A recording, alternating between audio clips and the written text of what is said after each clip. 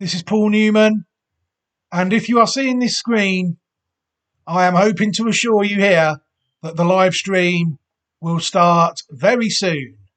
So please, hello everybody, and welcome back to what is another video back on the Classic Watch Trail today. Boys and girls, absolutely freezing Wednesday morning here, the 29th of November. People will be able to find these horses on classicwatch24.great/site.net. Hopefully, moving forwards, that will be the website for Classic Watch 2024. It'll soon be time to review the Classic Watch 2023 horses as well at some point. But for now, it's time to get back stateside, I think. Currently, we've only got the one US horse on the channel, Tamara, who sadly suffered defeat at the Breeders' Cup. Not exactly the start I was looking for her, but she will live, hopefully, come back in the trials and stake her claim yet again. The one we're taking a look at today is a colt, and it is Fierceness. I actually identified Fierceness on the day it lost at Aqueduct in the Champagne Stakes. It was a very short price favourite that day, and I looked when there's a day like this in America. I think there was 5 Group 1s over a weekend. What I do is I look at every runner in every race every year, and that normally gives me 30 or 40 or 50 decent 2-year-olds across the night. Say if there's 8 in each race, I've got 40, and there's 40 top class pedigrees I'm looking at. And that gives me a base to go on, pretty much. Moving forward, you people will remember the video we did, the Hunting to Breeders' Cup Clues, where I said that things didn't quite work out the way I was hoping for that day. A lot of the winners were what they were. This horse here, Fierceness, that I identified on that day, came back and won at the Breeders' Cup Juvenile, was actually what I would consider one of the best bred horses out of the ones I looked at on that day. And I was disappointed it never won the Champagne Stakes. But it bounced back in no uncertain terms with what I would consider to be one of the most dominant 2-year-old US performances I've seen in recent years. Obviously people go back to horses like a Razi and things like that. But in the 4 or 5 years I've been looking, this horse put these away in, I think, spectacular style on the day at Santa Anita earlier this month. By amazing coincidence, it's actually owned by Ripoll Stable, which was the owner of Forte, one of our 20 Classic Watch 2023 American horses. Was arguably very unlucky not to win the Kentucky Derby. It took a dubious vet to stop him, I think, winning a Classic this year.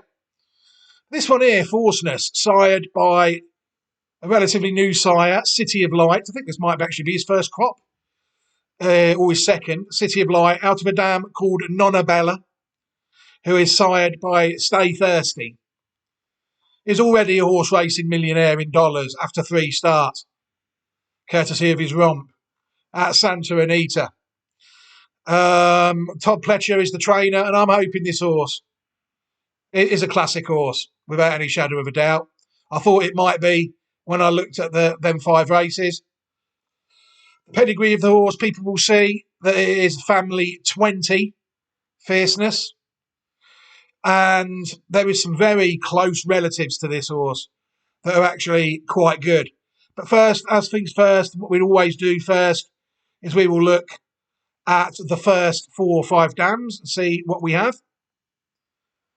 The first dam is Nonabella.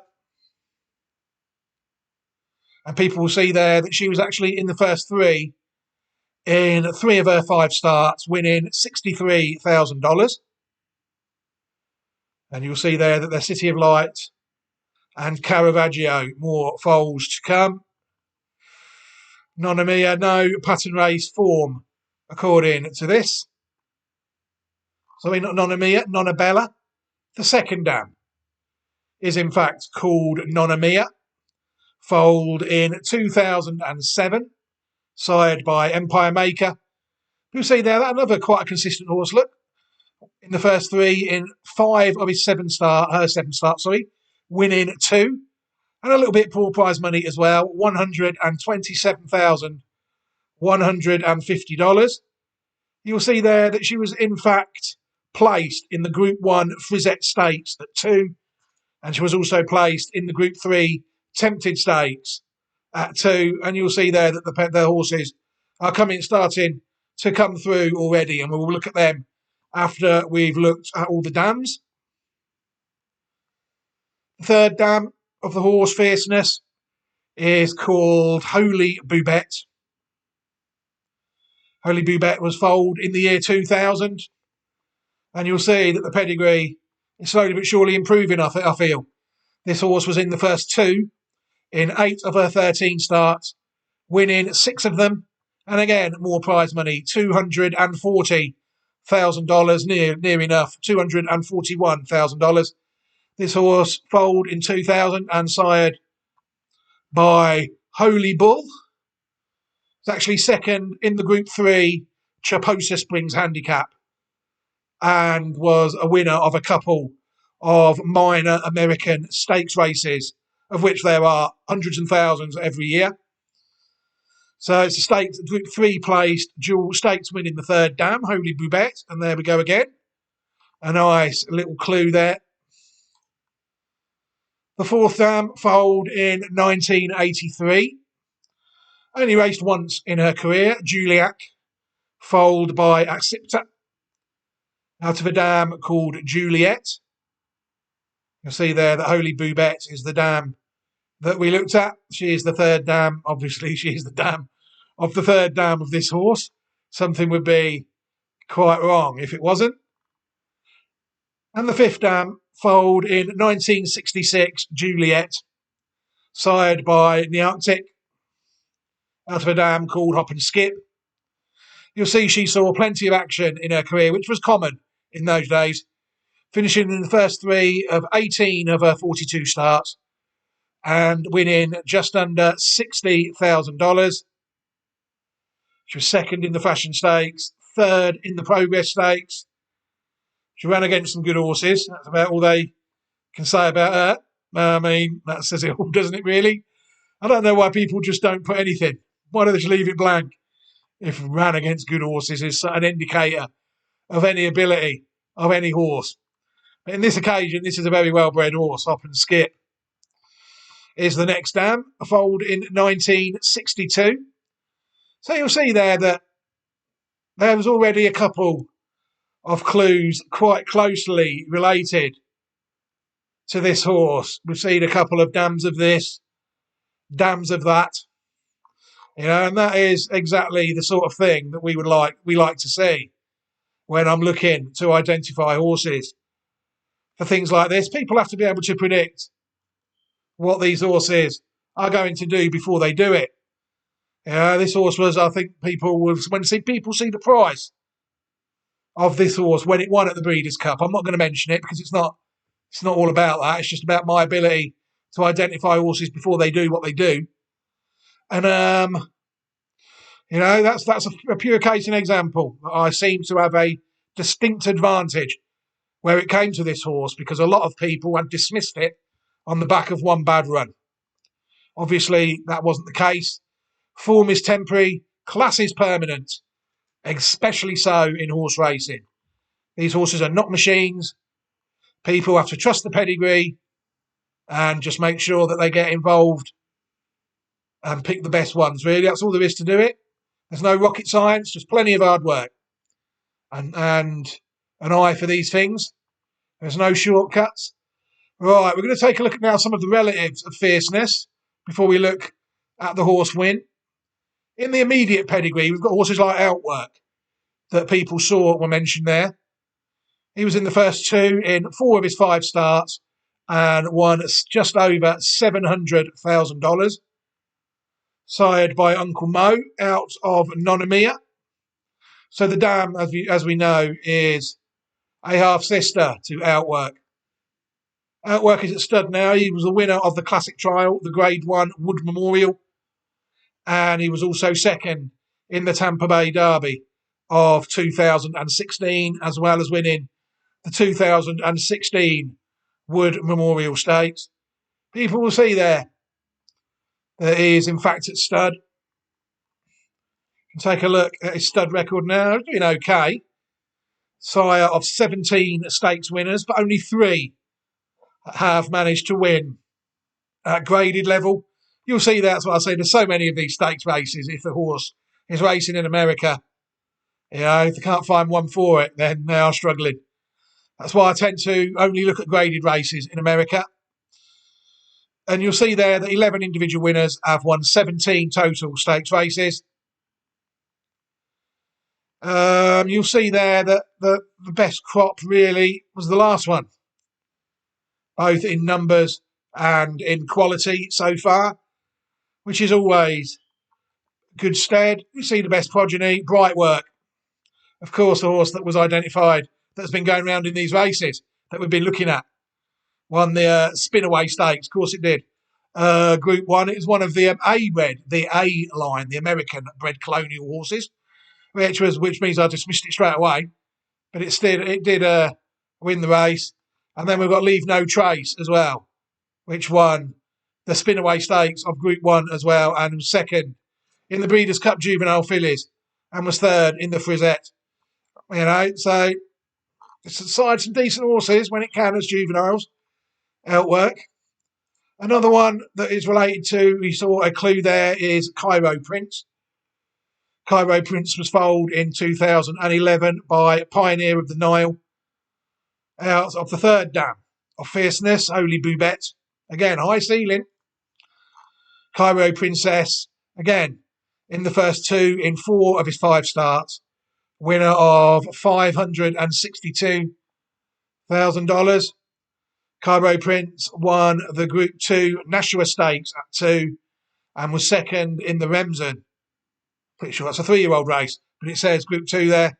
And it also won the Group 3 Holy Bull Stakes, a Group 3 race, age 3 as well. So classic trial winners here.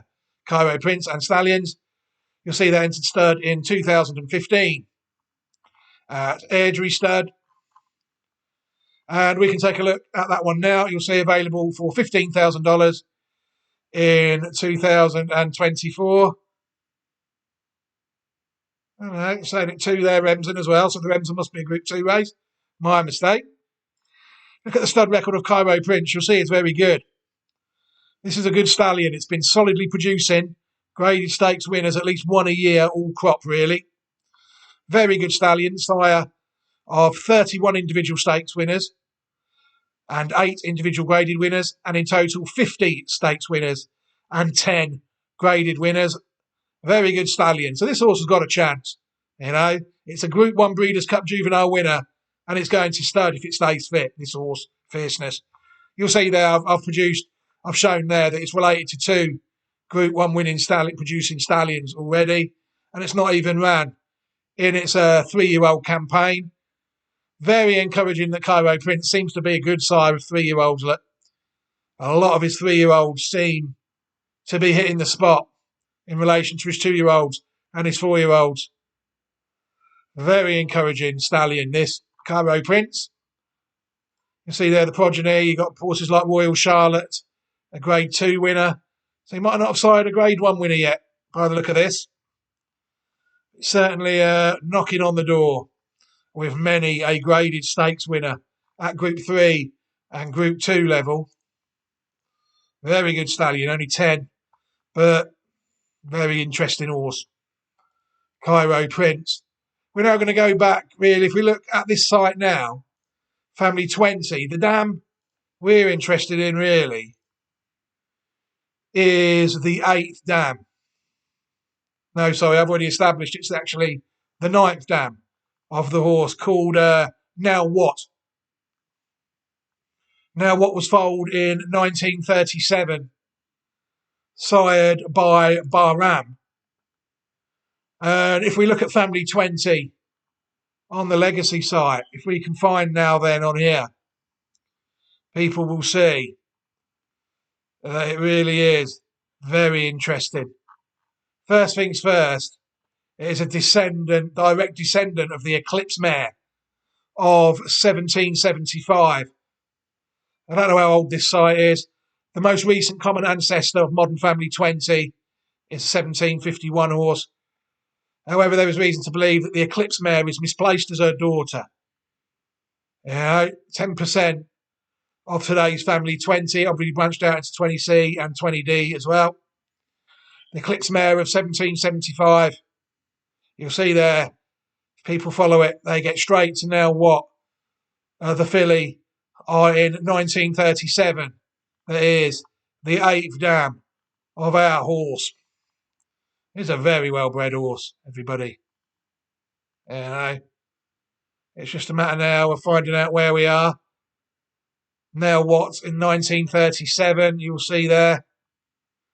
We're going to take a look at some of these horses. Look at that, Miesk.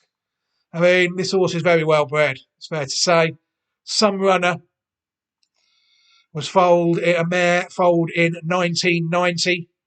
She won the Forward Gale Breeders' Cup Stakes, a Grade 2 winner. She won 6 out of 9 starts, only out of the first 3 once. And she won $234,000. You'll see there that horse, Juliac, who is, I think, is the 4th dam of our horse, Fierceness, is in fact the dam of, the 3rd dam, Holy Boubette, is actually a half-sister to this Group 2 winning mare, Some Runner. We go further back to Next Move, foaled in 1947, a mare. She won, again, look at this, she won a 28 and 31 of her 46 starts. She was in the first 3 in the 40s, winning nearly $400,000 in the 1950s for owner Alfred G. Vanderbilt. 1950 champion 3-year-old filly, and the 1951 champion older mare. This horse even transcends the American pattern. You'll see there that there's not many American pattern races in them days for fillies. You'll see it won the Coaching Club American Oaks. It won 2 Beldame handicaps. It won the Delaware Oaks, the Gazelle Stakes.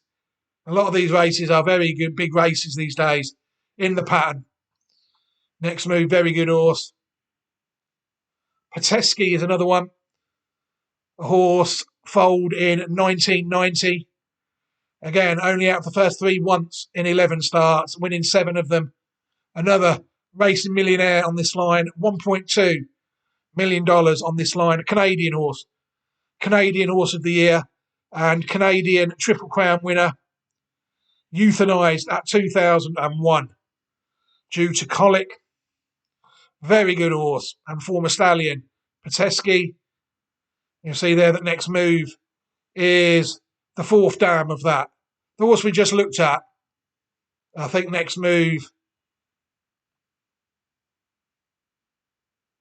is the dam of it. You see, that's where we are at. Next Move is the 4th dam of this horse, and the 5th dam of now what, the horse we took a look at initially. Miesk, arguably one of the best racing brood mares in the history of horse racing. Legacy mare, really, of so many world-class horses. And now what is actually the 5th dam of Miesk. Absolutely frightening how well-bred this horse is.